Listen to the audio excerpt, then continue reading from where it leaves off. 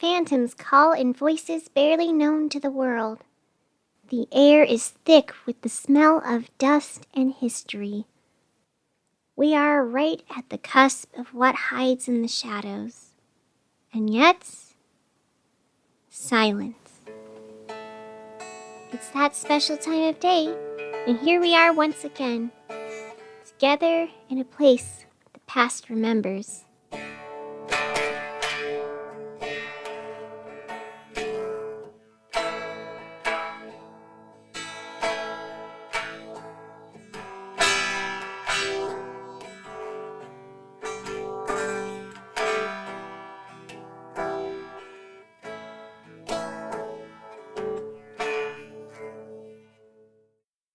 Good evening, everyone. My name is Marina. Welcome to the night show here on 87.7 FM. Tonight's show is a bit different. Right now, we're currently set up at the Half Nine Hotel, an old abandoned and supposedly haunted hotel right in the heart of Old Town. Blaine and I had checked it out earlier and found the front gate unlocked. There was even a little broadcast space set up in the main lobby for us. A note taped to the front door explained that much for us, so here we are.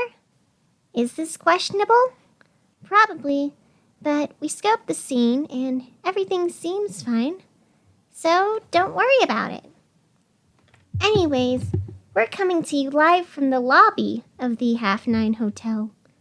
For an abandoned building, it's actually pretty nice.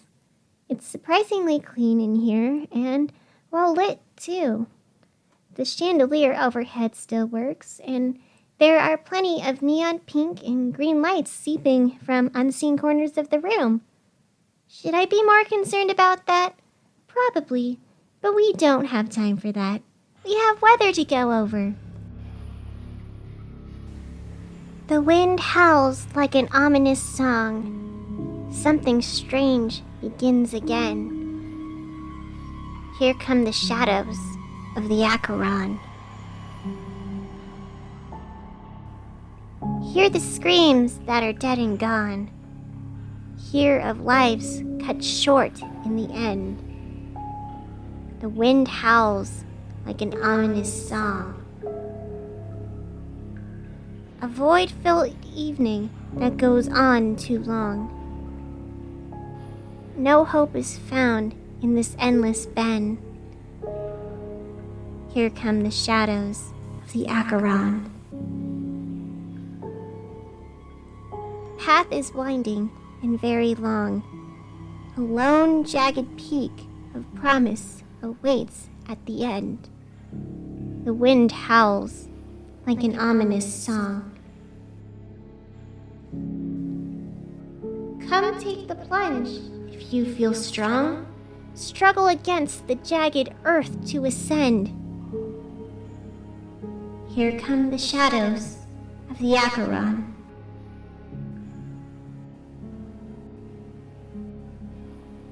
All hope of freedom is gone. The old jagged peak has no freedom to lend. The wind howls like an ominous song. Here comes the shadows of the Acheron.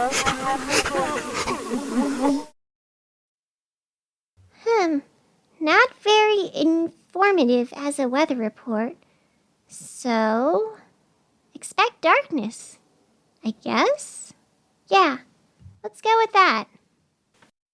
So, Blaine and I did a little research on this hotel before coming here. We mostly wanted to make sure that we weren't being lured into some terrifying supernatural nightmare maze that traps you in your darkest fears and worst memories. You know, because once is enough to be careful. Anyways, we couldn't find anything bad, but we did discover a lot of interesting history. And so, as radio hosts do, I'm going to share that history with all of you. Records on the Half Nine Hotel begin in the 1950s, but there's strong indication that it's at least several decades older than that. There's an article from a 1950 article that refers to the hotel as the Old Reliable Inn. Blaine's tried to find any mentions of the Half Nine's beginnings, but there wasn't a whole lot. I mean, just finding an article from the 50s was pretty impressive. Most mentions just talk about the hotel as if it's always been a part of the city, which leads to an interesting question. Why would the city need a hotel in the first place? I mean, think about it. Hotels are places to stay at times of travel, but who's traveling to the city? I mean, there's places to camp and even a beach, but the Half Nine isn't anywhere near any big attractions. It's located on the old side of town, only a few blocks away from Main Street. We have records that it has been used as a place for emergency housing, but those housing problems are few and far between. The city's housing arrangements are the best I've ever seen. Anyone who ends up here has a place to go. The city always makes sure everyone has a place to live. So, I don't really see a lot of people from the city using it. Unless, of course, it was made for individuals outside the city limit. Oh my heck, what was that? Blaine, are you okay? Yeah, the equipment's fine, but what happened? Alright then. It appears the lights are flickering in here, and the air has somehow gotten colder, so, let's cut to commercial, and maybe we can figure things out. Yeah? Alright, be back with all of you after this quick ad break. August is special. It's the gateway between two different lives. Summer and fall.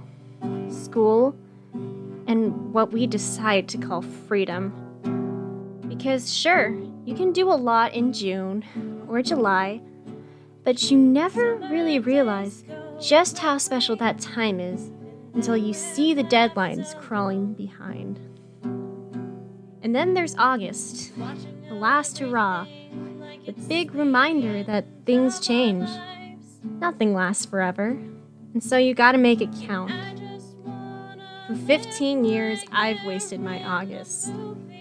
But this time, things are going to be different. Pretentious artsy teen movie. In theaters Wednesday. Be there for the story of life, growing up, and discovering who you are. Doesn't matter if you think it's cliche, we all know you're going to watch it. So give us your money. We'll see you there.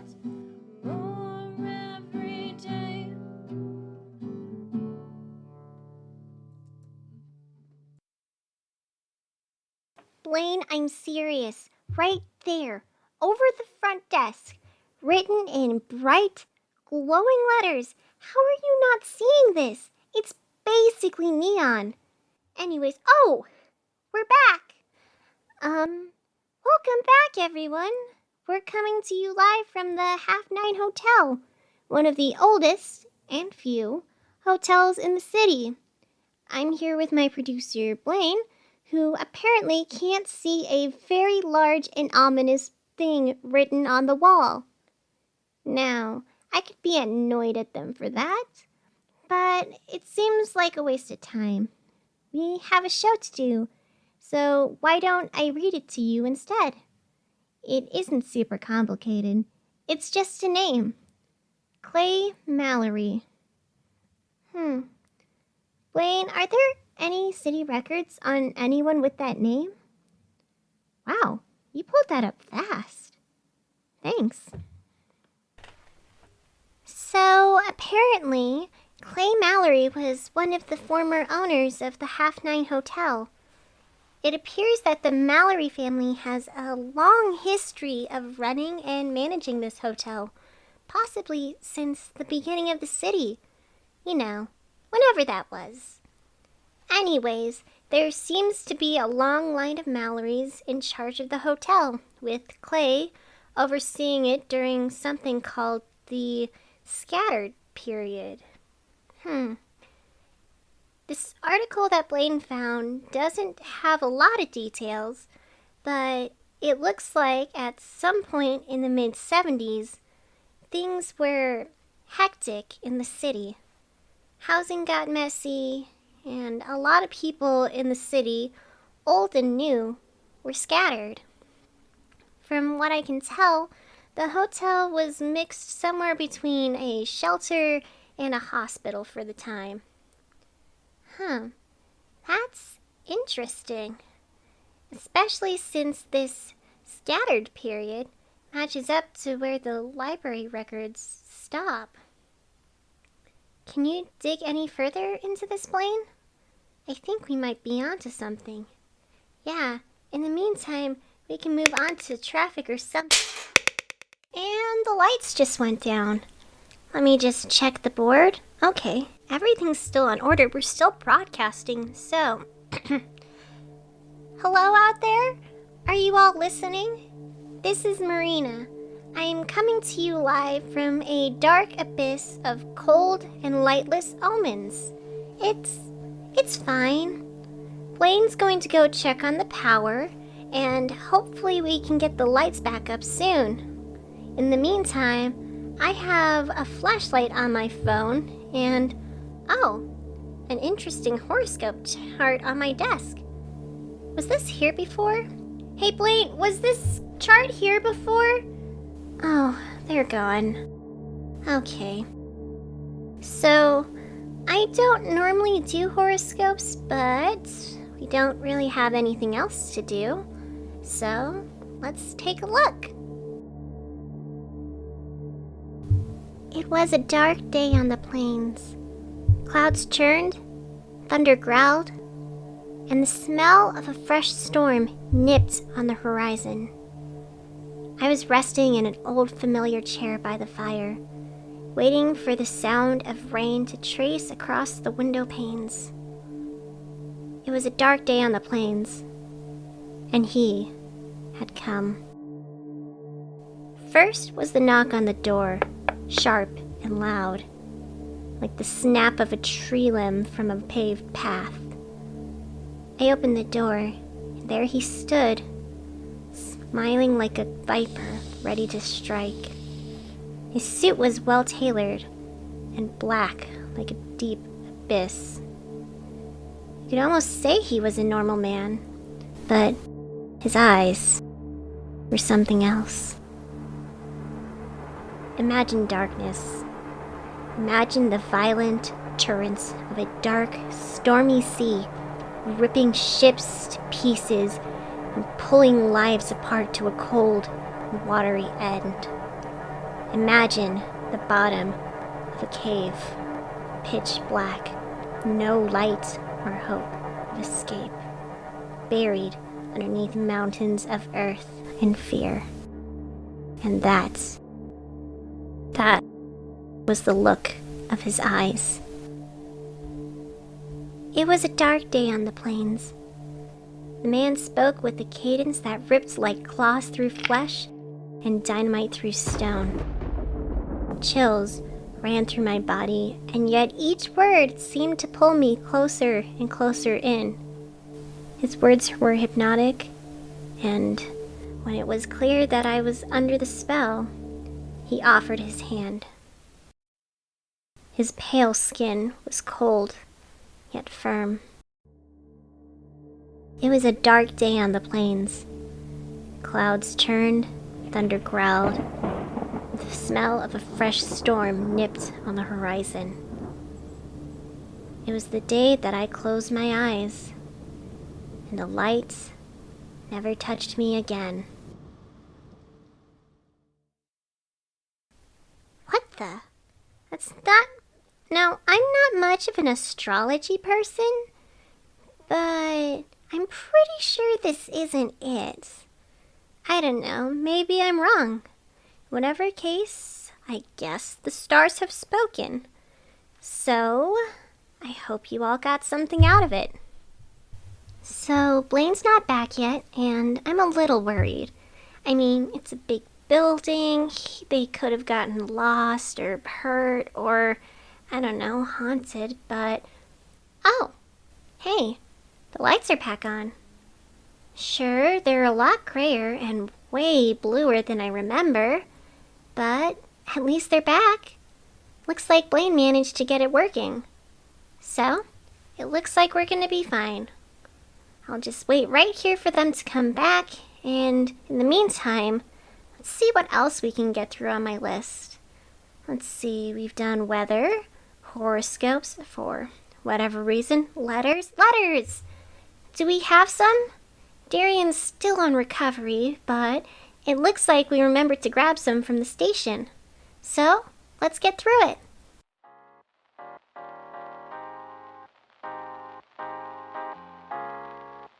First of all, we have this lovely watercolor painting from Michelle Michaels. It's a forest in autumn. I'm really admiring the cozy arrangements of orange and red maple leaves. It's beautiful. Thanks so much, Michelle. Oh, and everyone, be sure to stop by the art store on Ravens Road to buy some more of Michelle's newest works. It's taken a lot to venture out into this new business, and we here at the station are so happy to support her moving forward in this new industry. Next, we have a letter from Mark. Mark writes in to say, "Hi Blaine and Marina. I hope everything is going well. I love your show very much." Aw, thanks Mark. I just have one big question that's been bothering me for a while now.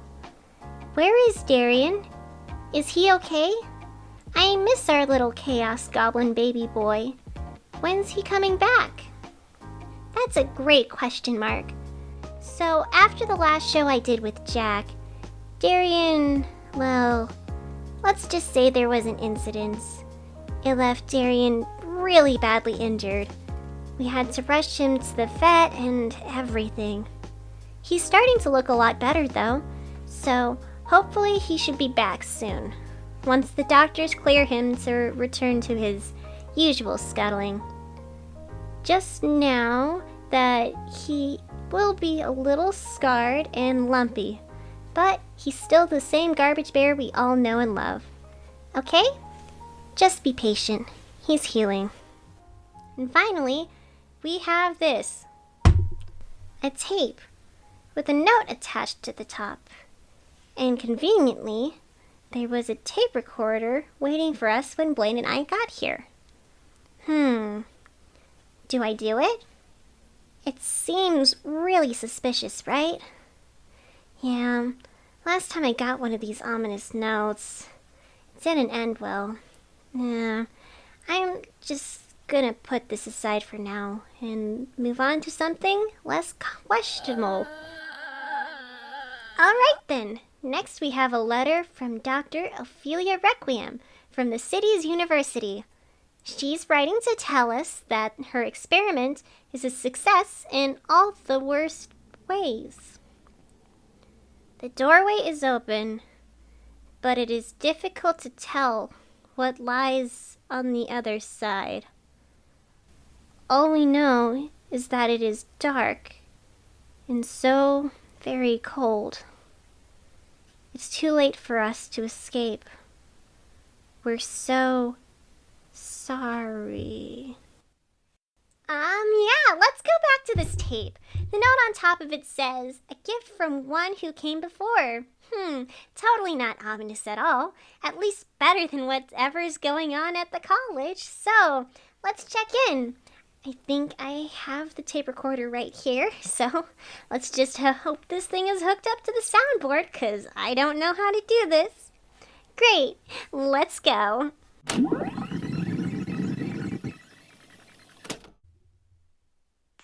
And that's another tape for the collection. Dang, Jeremy, where are you finding all of these? Really, the mayor's just throwing them out?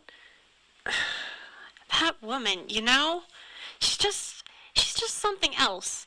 I can't believe she just asked you to destroy all these old records. Yeah, but still, I'm glad you didn't. Maybe it's just her putting on a play. I mean, I'm pretty sure they didn't have tape recorders back in the 70s and beyond, but still, there's something going on here, right? I don't know. All I can say is that Mayor Judas is a little weirdo, and I'm trying to figure out why. Of course you're going to help me. You already gave me the tapes. So it's not like you have another choice. We're both in deep, Jeremy. Relax. This is all within the bonds of what a reporter is allowed to do. Besides, I'm not going out in the open with any of this until I have the full story lined up. If the mayor's hands are dirty, which they apparently seem to be, I'm gonna find all the details. Oh, don't give me that look. She's up to something. I can feel it.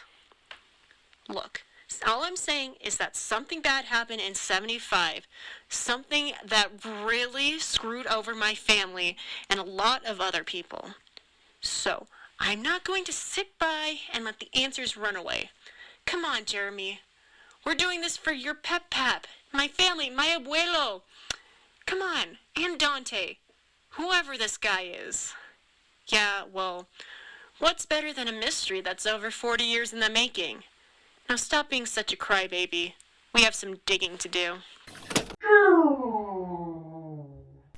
What the? Listeners, we have a situation. The lights are out again, and Blaine is nowhere to be found. Also, I have this weird feeling of a piercing gaze on my back. Somehow the board is still on, so this is weird, and not in the way that I like. Yeah, I'm going to go find Blaine. In the meantime, here's a pre-recorded poem for all of you.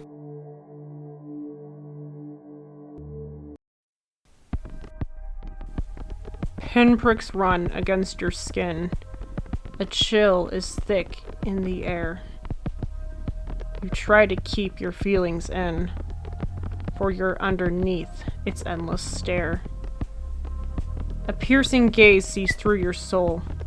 There is no way to fight, for it sees every piece and whole, and nothing can escape its sight. An endless search for information, a constant need to hide. Its gaze consumes your full frustration, and yet it draws you to its side. Look at a world beyond normal perception. Come submit to the grand convention. Alright, Marina, I got the audio recorded. Marina, why do I always have to read the creepy poems? Welcome back, everyone. The lights are back on here in the Half-Night Hotel, and Blaine is right by my side with a folder full of family history. While they were away, they stumbled upon some things, and well, here's the full story, as far as we know it. Sometime in the past 70 years, the Mallory family moved to the city. It was a big family of 12, the biggest related group of people being documented ending up in the city together. They tried different fields of professions, but felt a pull to this particular spot in Old Town. There, the family established the Half-Night Hotel. It was meant to be a place for travelers or anyone who just needed a cozy place to stay the night. Generations of the family worked and operated the hotel, even seeing it through the scattered period in the mid-70s. We even found an old article of the mayor personally thanking the hotel and giving Clay Mallory a medal. It seems so great. And then Clay disappeared, never to be heard from again. After that, the hotel struggled to keep afloat until it sadly closed down about 10 years ago. where the family is scattered is unknown. It's hard to say why this happened, but mystery or not, we don't know much with only the records. We couldn't find a lot about it, but amidst all the confusing papers, Blaine did find an old family tree. The lines on here stretch pretty far back, but the records stop around the early 90s for some reason. Well, there's only one name left on the line. A girl who would have been Clay's granddaughter. Isabella Julie Mallory. I don't know if this has anything to do with the tapes we've been receiving, but the name sounds familiar. I don't know, but at the very least, we have something to look into. So, do with that info what you will. Blaine and I are emerging from this place with a few questions answered and a lot more to ask. Who is Isabella Julie Mallory? We'll just have to see and find out. So stay tuned for answers, hopefully. And until that time comes, I hope all of you have a good night. Dreamgirl City is a production by NJ Schulze. It was written, produced, and acted by NJ Schulze. The poem for today was The Eye by NJ Schulze.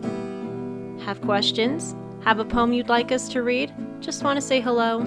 Email this and more at dreamgirlcityradio@gmail.com or look us up on our social medias. There's a lot of fun out there. Thank you so much to all of those out there who have supported us and who are listening to everything that we have coming. We wouldn't be able to do this without you. Please support if you want to, but don't feel pressured. There is more excitement and mystery underway, and until that time comes, please remember, keep your hands on the ride, or you'll lose them by your side.